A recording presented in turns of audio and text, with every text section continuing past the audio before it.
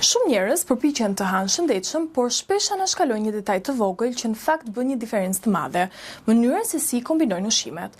Më lër të tregoj disa kombinime shumë interesante.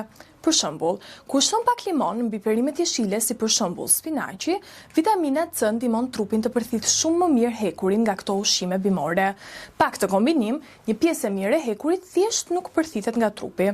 Kjo është arsyeja pse nutricionistët e rekomandojnë shpesh këtë kombinim, sidomos për personat që ndjekin dieta pa mish. E njëjta logjik vlen edhe për çajin jeshil.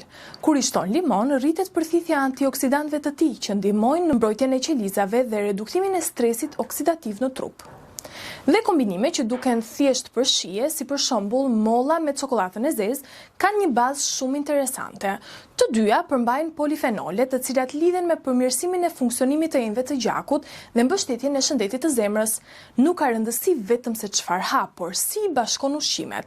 Ndonjëherë, një ndryshim i vogël në kombinim mund të t'jap shumë vlera ushqyese pa e ndryshuar fare dietën tënde.